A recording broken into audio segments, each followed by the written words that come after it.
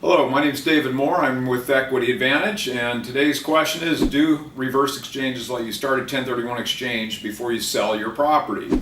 And the answer is yes. I mean, reverse exchanges we've been doing since 1991 when we started the company. In 2000, we got guidelines on 2000-37 is the revenue procedure that gives us the safe harbors for reverse exchanges. Unfortunately, the guidelines don't allow us to do what we would deem a true reverse exchange, and just so we can be all on the same page, we in here would consider a true reverse exchange the opposite of delayed. You just show up with the money required to buy the new property. At time of close of that replacement property, you would have been able to buy it, own both properties at the same time, have 45 days from acquisition to ID what's to be sold, 180 days to get it sold. When it's sold, the funds would come back in and take care of that transaction.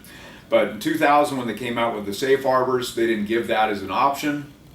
They gave us more complicated options. They gave us warehouse transactions. So in today's world, we do reverses in several different structures, a warehouse replacement or a warehouse relinquished, and each of those is driven by financing, how much money is available to put down on a new property versus putting down on the old property. But really what we're looking at is a warehouse transaction where we're taking ownership for a period of time. The exchange actually, if you look at it, is a simultaneous exchange. It happens at either time of acquisition or at the time that you relinquish that property.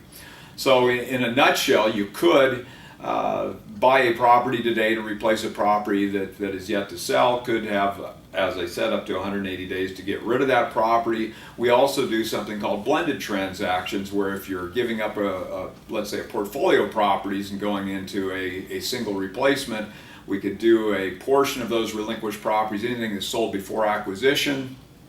Could be like a delayed, the properties that have yet to sell would come into the transaction via reverse exchange. So using that structure, we could actually get out almost a full year to get a transaction completed. But you know, the initial question is, can a reverse exchange allow you to buy something before you sell? And the answer is definitely yes.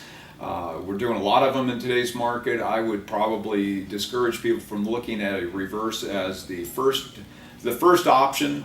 Use it as the fallback, and what I mean by that is go ahead, make the offer, ask for whatever time you feel you can. If you can get it done as a delayed exchange, great.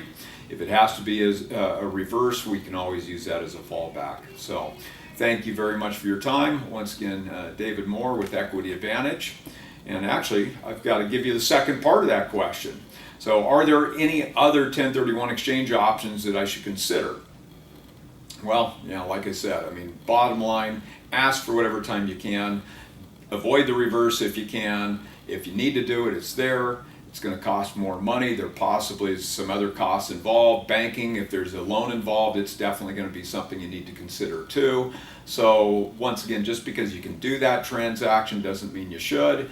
They work great when you want to use them, and you just got to follow the rules. So once again, David Moore, Equity Advantage. Please give us a call with any questions you've got on this process, and we'd be happy to look at your transaction.